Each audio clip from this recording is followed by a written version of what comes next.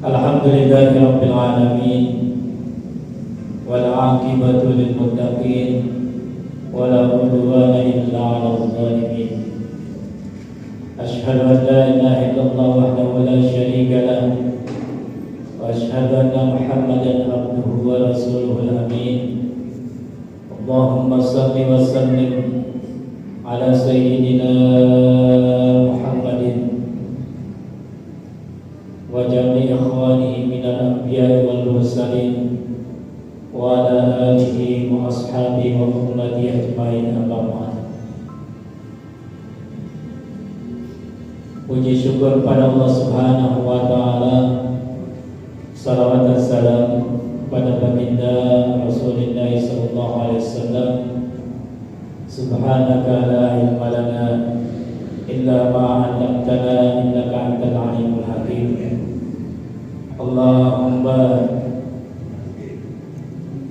inna nas'aluka fahman nabiyyin wa hifzal mursalin wa ilhamal malaikatil mukarramin. Rabbi ishrah li sadri wa yassir li amri wahlul 'uqdatam min lisani yafqahu qawli. Allahumma iftah 'alaina hikmataka wansur 'alaina min hazaini rahmatik. Allahumma faqihna wa faqih awladana fid din wa 'allimna wa 'allimhum at-ta'wil. Allahumma aghnina bil 'ilmi wa zayyina bil hilmi wa akrimna bit taqwa wa jammilna bil afiyah bi rahmatika ya Allah ya wasi'ar rahmat.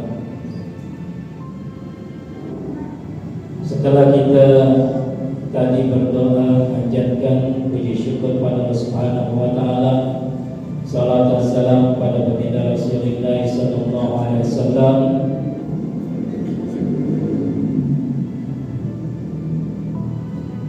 setelah boleh jadi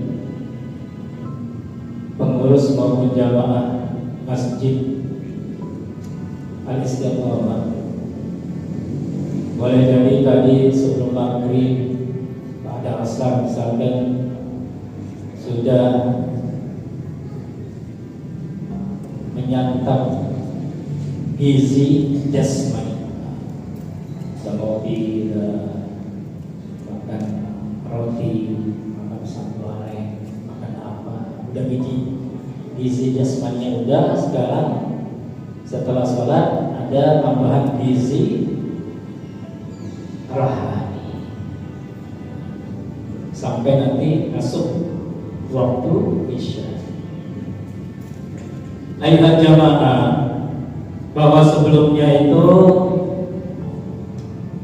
terkait dengan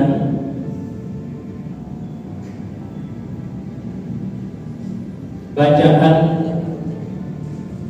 Fatihah. Bacaan Fatihah, kalau yang basmalah sudah, yang Fatihah itu ketika yang kita ketahui bahwa Fatihah itu, dan memang jumhur ulama, jadi mazhab yang 4-3 dan jumhur ulama itu mengatakan bahwa Fatihah itu adalah rukun dari salat. Fatihah itu rukun dari salat. Yang lalu bukan wajib, rukun. Nah, nanti akan tahu bedanya antara rukun dengan wajibnya. Sedangkan kemarin di akhir penjelasan, Hanafiyah itu dan juga Malikiyah. Kalau yang Syafi'iyah, Hambal, Hanabilah itu mengatakan bahwa bukan termasuk Fatihah itu rukun sholat.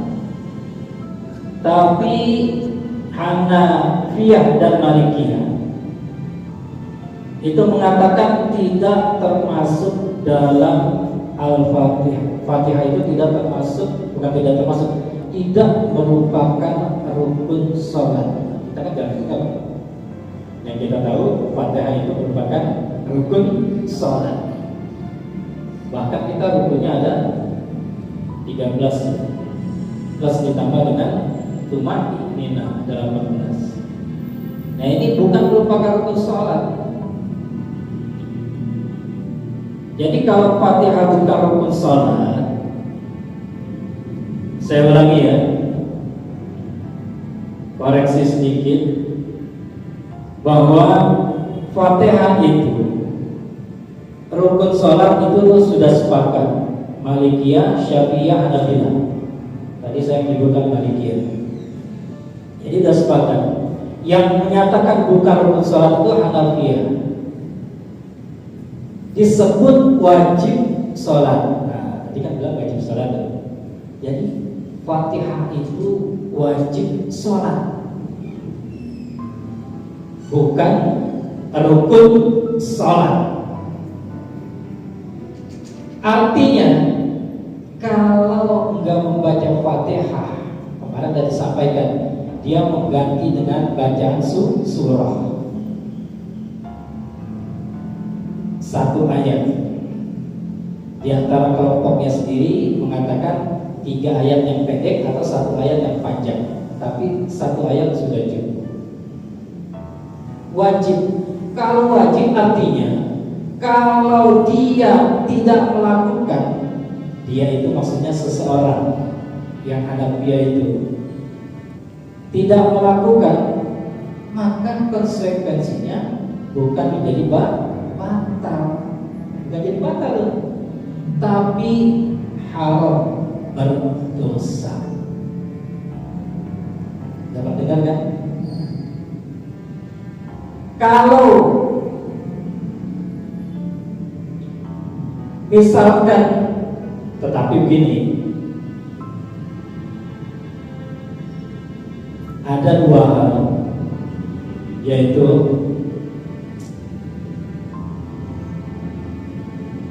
sekalipun dia mengatakan bahwa itu bukan merupakan rukun sholat tapi wajib sholat, kalau lupa, kalau lupa maka sujud sahwi.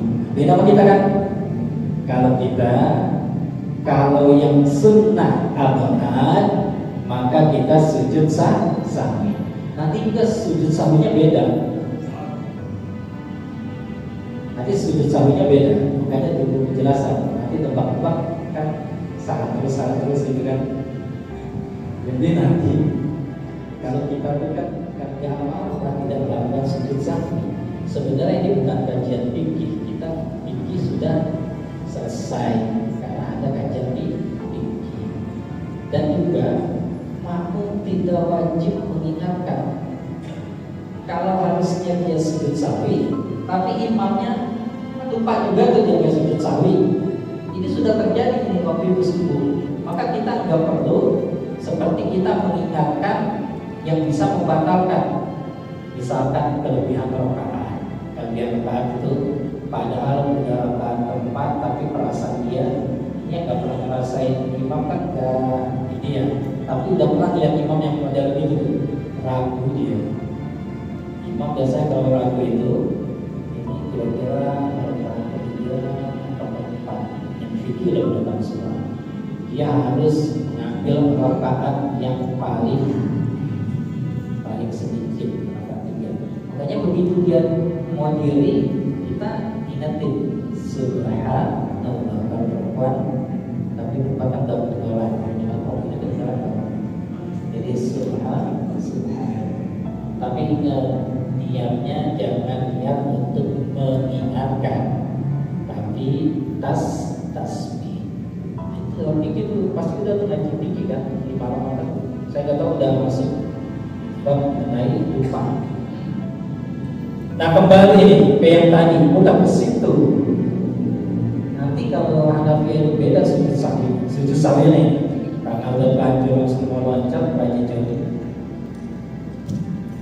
Loncat nih. Jadi sujud sahwinya itu Setelah selesai tasyahud akhir, salam sekali ke kanan. Kalau dipraktekin ya, kalau dipraktekin ya. Kalau kita nih, kita dulu ya.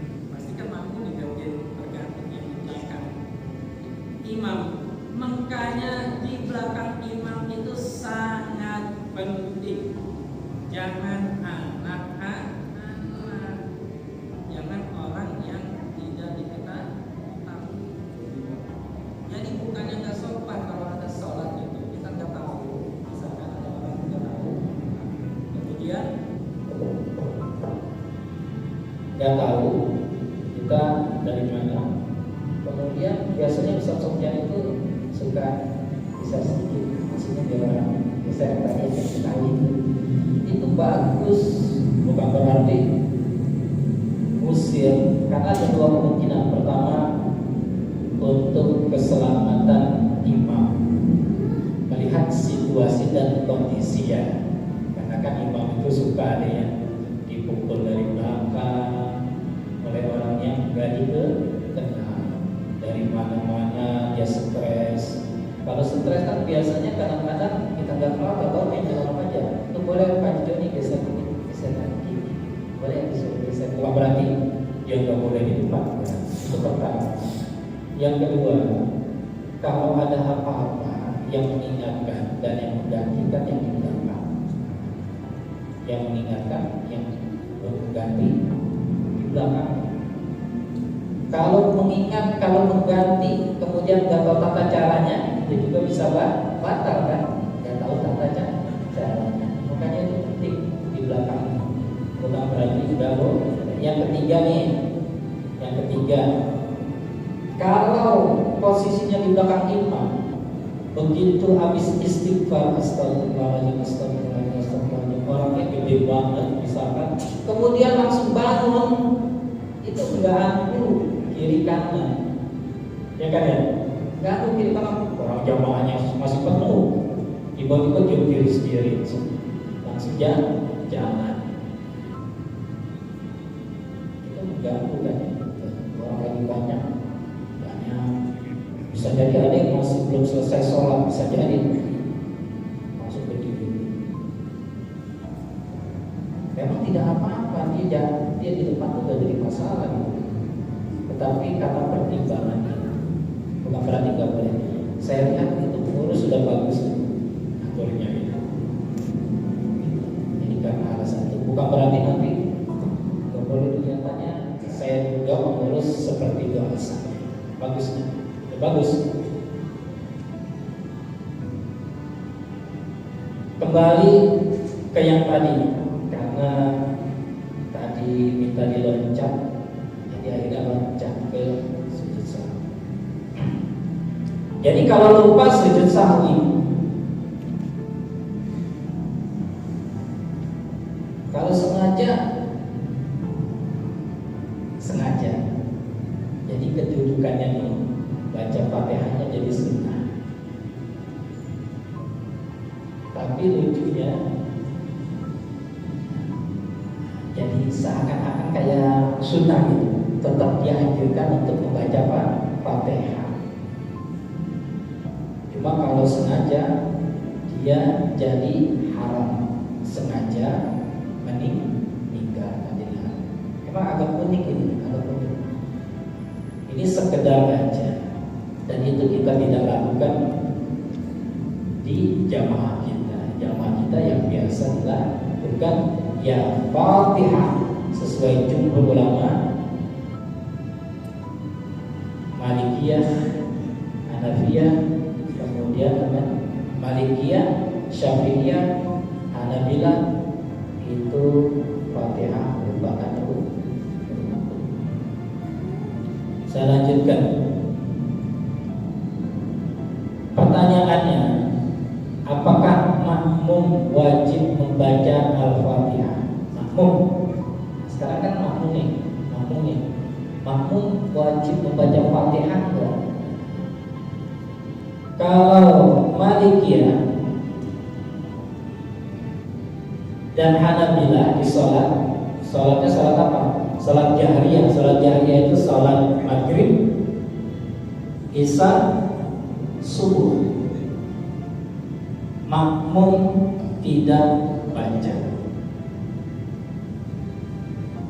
Tapi kalau sirriyah, makmum baca.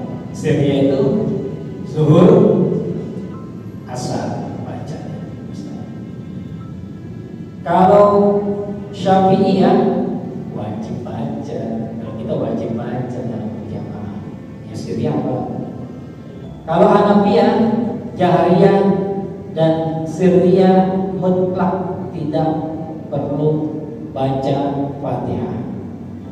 Tidak perlu. Kalau kita Syafi'iyah wajib baca dalam berjamaah. Ini sekarang saya sampaikan dalilnya. Ya, ini PPT karena nggak bisa ditayangkan. Ketiga kali saya ngomong mau Ustaz Sofyan nggak bisa ditayangkan. Kalau ditayangkan bisa. Al-Fatihah. Baik dalam sholat jahriyah, maghrib, isya, subuh, maupun sholat sirriyah, zuhur, asar, dasarnya adalah hadis sahih yang sudah disebutkan, la salata liman lam yaqra bi ummil Qur'an, atau yang kemarin la salata illa bi fatihatil kitab. Kalau yang la salata liman lam yaqra bi ummil Qur'an diriwayatkan oleh Imam Al-Bukhari dan Imam Muslim. Dari Ubadah bin Samit radhiyallahu anhu berkata bahwa Rasulullah SAW bersabda, tidak sah salat kecuali dengan membaca Ummul Quran, yaitu suratul Fatihah. Begitu ya. Namun mazhab Syafi'iyah juga memperhatikan kewajiban makmum wajib baca Fatihah, tapi juga wajib mendengarkan bacaan imam. Nah, ingat zaman ini. Kita kan makmum nih. Makmum wajib membaca Fatihah, tapi juga wajib mendengarkan bacaan imam. Nah, ini jadi bingung kita nih. Wajib baca Fatihah, tapi juga wajib mendengarkan bacaan imam. Khususnya ketika dalam sholat jahriyah maghrib seperti tadi. Dalilnya apa? Dalilnya dalam surah Al-A'raf ayat 204 yang sering kita baca ini.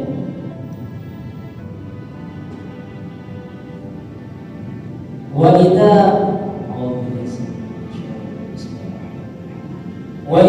quri'a al-Qur'anu fastami'u lahu wa ansitu. Dan apabila dibacakan Al-Quran, dengarkanlah dan perhatikan. Saya bacakan. Di sini ada dua dalil yang secara sekaligus bertentangan. Baca Fatihah juga wajib dengerin gimana nih? Dalil pertama kewajiban baca suratul Fatihah. Dalil kedua mewajibkan mendengarkan baca suratul Fatihah yang dibaca imam. Dalam hal ini mazhab Syafi'iyah menggunakan thariqatul jam'i. Tahu saya thariqatul jam'i seakan-akan ada dua hal yang berlawanan. Satu mewajibkan baca Fatihah sebagai makmum, satu lagi kita disuruh dengerin. Maka istibatnya itu thariqatul jam'i, yaitu menggabungkan dua dalil yang sekilas bertentangan sehingga keduanya bisa tetap diterima dan dicarikan titik-titik temu di antara keduanya. Thariqatul jam'i yang diambil adalah ketika imam membaca suratul Fatihah, makmum harus mendengarkan dan memperhatikan bacaan imam, lalu mengucapkan lafaz amin bareng-bareng kita bersama-sama dengan imam. Begitu selesai mengucapkan, masing-masing makmum membaca sendiri-sendiri surah Al-Fatihah secara sir, tidak terdengar. Dalam hal ini imam yang mengerti thariqatul jam'i yang diambil oleh mazhab Syafi'iyah akan memberikan jeda sejenak sebelum memulai membaca ayat Al-Quran berikutnya. Tadi Ustaz Arif kan ada jedanya tuh. Jedanya kan setelah membaca suratul Fatihah, amin sama-sama imam dengan makmum, itu dalam sekitar 30 detik. Saya perkirakan sekitar 30. Itu thariqatul jam'i. Jadi pada saat jeda kita baca secara sir itu juga kita aja gitu.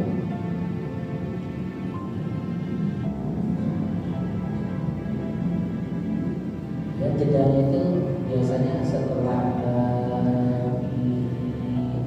sekitar 30 detik sampai 45 detik. Tadi ada tuh thariqatul jam'i. Jadi nggak langsung setelah amin bismillahirrahmanirrahim qul ya ayyuhal kafirun, langsung enggak ada jeda. Tadi saya perhatiin ada jeda karena guru-guru kita sudah dipilih oleh pengurus, jadi sudah menjalankan itu semua. Nanti kalau jamaah jadi imam, lagi itu ada kasih jeda, tidak langsung setelah amin kemudian langsung sikap baca, ada jeda. Itu ya. Udah. Gimana pertanyaan? Kalau ada makmum udah mau menjelang rukuk, nah itu gugur kewajiban membaca Fatihah. Gugur dalam syariat gugur. Jadi gak usah begini nih, kita udah mau rukuk, kita nyempat itu baca.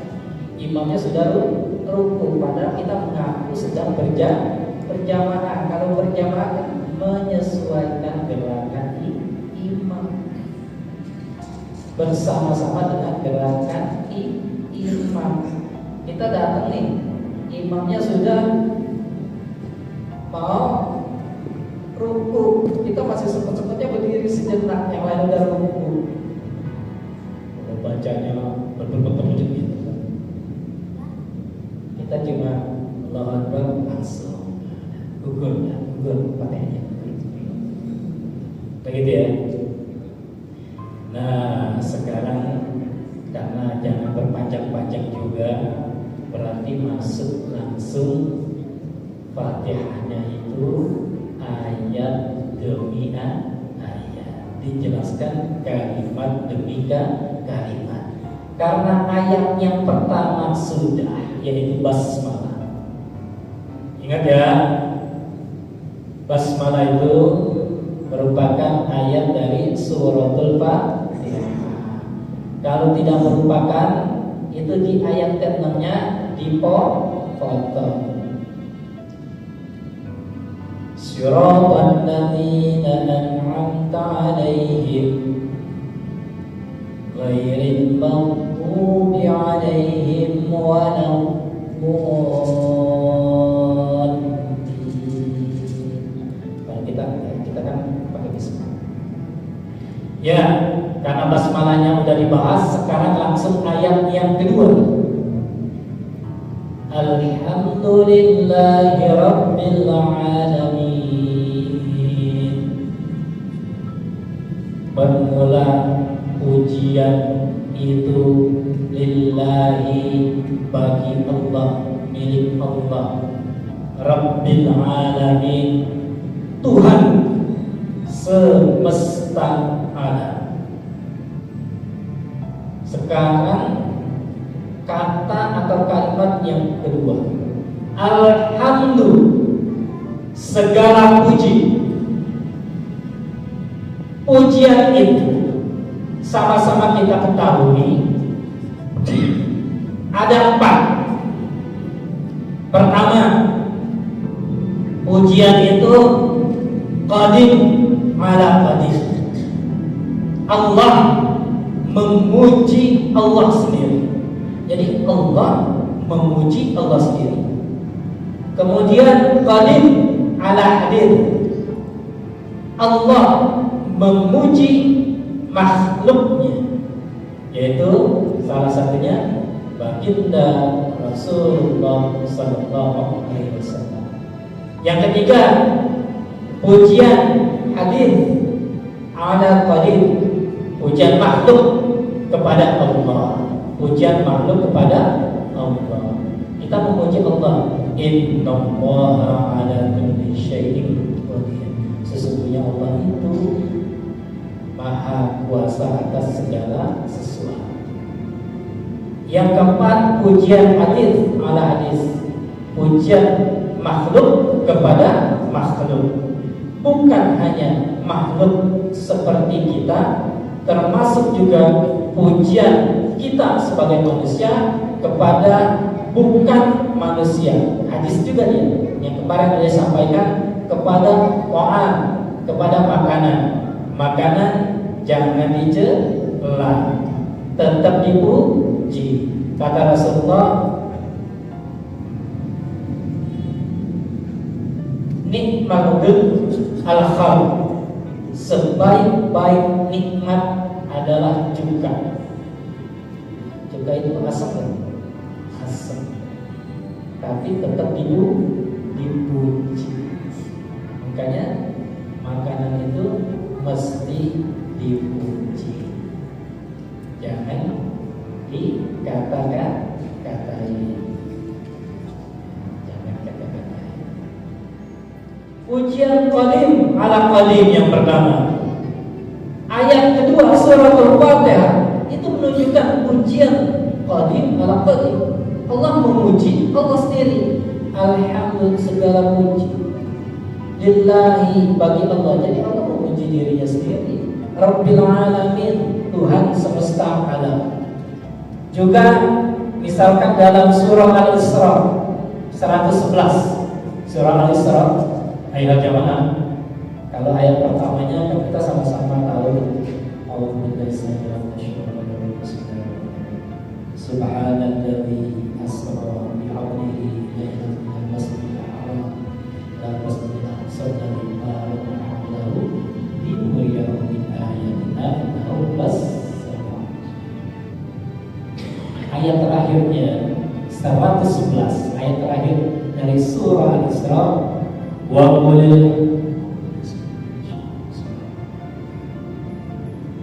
qul alhamdulillahilladzi lam yattakhidh waladan wa lam yakul lahu syarikun fil mulki wa lam yakul lahu waliyyun minadh dhulli wa kabbirhu takbira. Kalau pelan-pelan karena speednya dicepatin. Wa qul alhamdulillahilladzi lam yattakhidh waladan wa lam yakul lahu syarikun fil mulki wa lam yakul lahu waliyyun minadh dhulli wa kabbirhu takbira.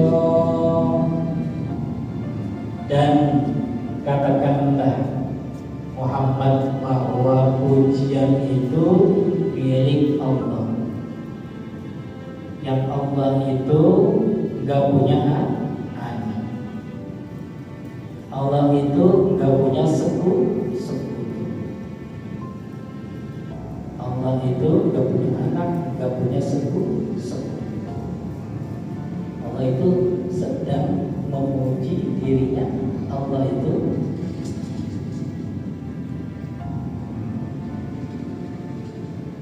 enggak punya anak, enggak punya sekutu. Allah itu yang ketiga enggak butuh pertolongan. Kalau Allah itu dicela-cela, enggak butuh pertolongan, enggak bakal jatuh Allah. Kalau kita dicela-cela sama buzzer, jatuh bisa jadi, harus dilawan. Tapi kalau Allah enggak perlu dicela-cela sama siapapun, enggak bakal jatuh. Itulah Allah memuji dirinya sendiri. Ngomongnya begini maksudnya nih, kalau bahasa manusia nih, aku ini adalah punya kumpulan-kumpulan dan sebagainya, ya kan, punya kumpulan-kumpulan kita. Tapi Allah enggak butuh. Dan Allah itu kalau dicela enggak bakal jatuh. Tapi kalau kita dicela bisa jadi jatuh. Itu Allah sedang memuji diri. Ini kadang-kadang bacaan 111 itu sebenarnya gak ada dalilnya. Gak ada dalilnya itu. Kalau di sebagian wilayah itu di masjid-masjid tua ya, sebelum azan tuh itu suka dibaca sebelum azan. Wa qul alhamdulillahilladzi lam yattakhidh waladan wa lam yakul lahu syarikun fil mulki wa lam yakul lahu waliyyun minadh dhulli wa kabbirhu takbira. Langsung aja. Allahu Akbar, Allahu Akbar. Itu gak ada dalilnya. Jadi kalau mau azan ya langsung. Gak boleh mengatakan bahwa itu adalah sunnah nih, membaca 111 surah dari surah Al-Isra. Tapi kalau dia nggak mengatakan sunnah, dia ingin berzikir saja, boleh. Jangan mengatakan sunnah karena nggak ada dalil. Tapi kalau mau zikir saja, boleh. Zikir sebelum sholat nih, zikir dengan membaca 111 ayat 111 surah Al-Isra. Tapi gak boleh mengatakan sunnah. Kalau mengatakan sunnah gak boleh. Mana dalil mengatakan sunnah? Memang gak ada. Berarti ada betul. Memang orang tersebut mengatakan. Tapi kami zikir bukan yang mutlak. Apa? Mutlak. Jadi zikir itu boleh kapan saja kita lakukan.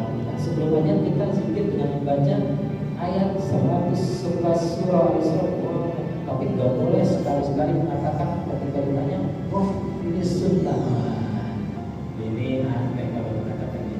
Tapi kalau zikir boleh. Kayaknya saya pernah dengar kan di masjid sini atau bukan ya, itu suka ada yang baca itu 111 surah Al-Isra. Kalau ada nama tidak ada Allah yang tak ada Allah yang Allah syirik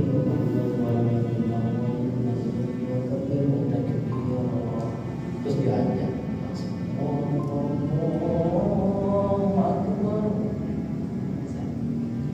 nggak boleh ya, akan sudah. Juga dalam surat Al-Mu'minun surah yang ke-23 ayat 14 itu Allah memuji dirinya juga. Wa tabarakallahu ahsanul khaliqin. Wa tabarakallahu ahsanul khaliqin. Maha suci Allah, sebaik-baiknya pencipta. Ingat jamaah, ini baru menjelaskan satu kata dari ayat yang kedua, yaitu kata atau kalimat alhamdulillah.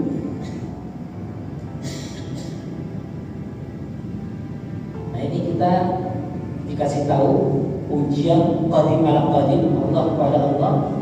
Itu tadi contoh-contohnya dalam ayat kedua, dari khalaqahu wa sawwarahu wa syaqqa sam'ahu wa basarahu bihawlihi wa quwwatihi wa tabarakallahu ahsanul khaliqin. Biasanya kalau hari Jumat kita bukan setiap begini ya, begini saya sampaikan ya. Kan hari ada berapa tuh? 7 ya. Senin, Selasa, Rabu, Kamis, Jumat, Sabtu, Ahad. Ada 7 kan? Yang dibaca itu di hari Jumat. Kenapa hanya dipilih di hari Jumat? Ini menunjukkan bahwa kita tidak menyatakan itu sebuah kewajiban untuk melakukan sujud. Kan 6 hari yang lainnya kita nggak sujud kalau ada baca ayat-ayat yang ada kandungan sujudnya. Kadang-kala kalau bukan Ustaz Arif gitu, kalau saya enggak baca ayat asal tidak enggak, ya bebas aja. Nah, jadi bisa jadi ada yang menyatakan itu dibaca terus jadi seakan-akan wajib setiap Jumat. Ya, karena masih ada 6 hari yang dibaca. Dan juga kalau kita lagi baca sehari, imam yang lain kalau pas lagi dadakan satariknya nggak baca. Jadi karena bisa jadi ada yang itu sumpah menjadi wajib juga, orang 6 hari nggak dibaca. Juga kalau lagi ada imam pengganti, imam lain nggak baca. Jadi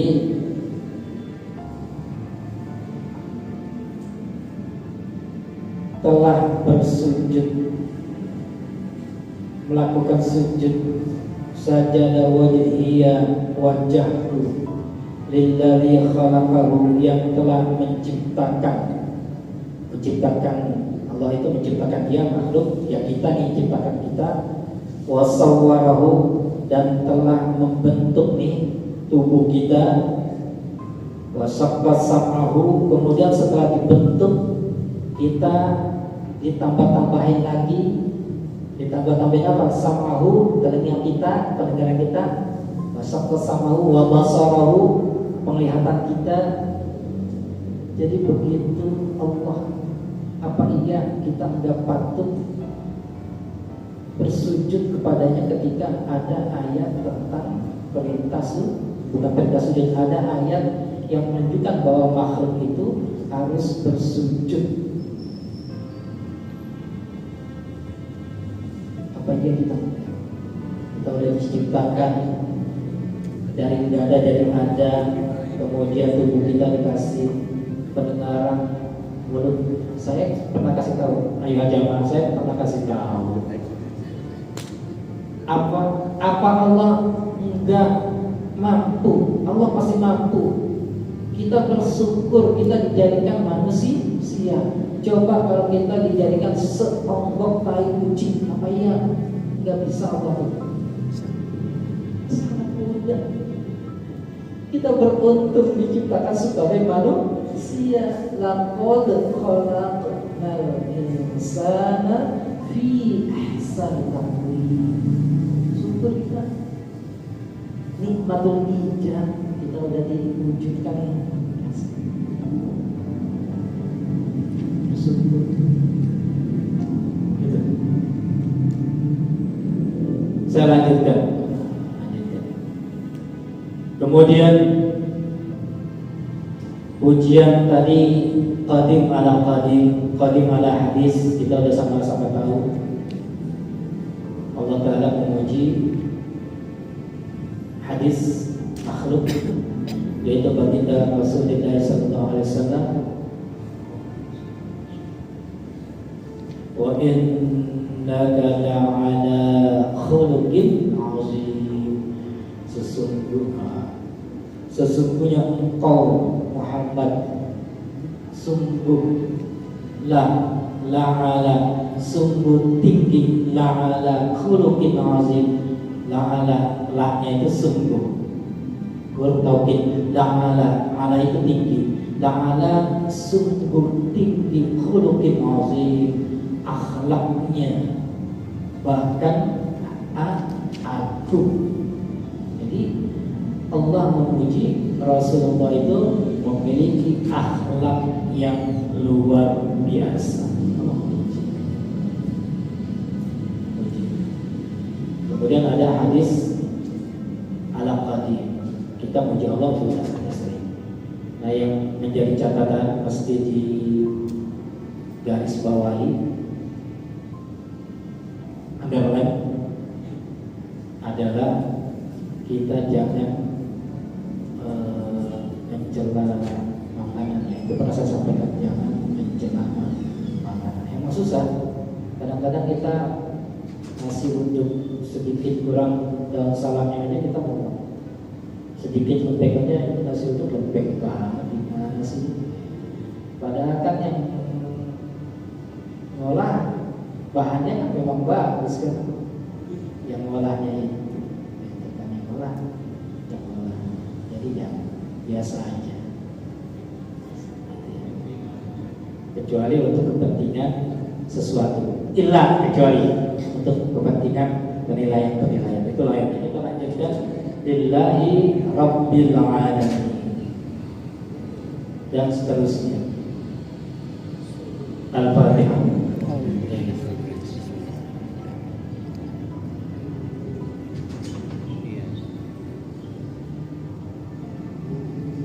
Wa huwa al-karim wa huwa al-rahim. Allahumma ta'ala ni'matan wa salamun ala rasulika rahmatika subhanakallahumma wa bihamdika asyhadu an la ilaha illa anta astaghfiruka wa atubu ilaik. Walhamdulillahirabbil alamin. Kurang lebihnya saya mohon maaf. Allahumma wafiqna. Wassalamualaikum warahmatullahi wabarakatuh.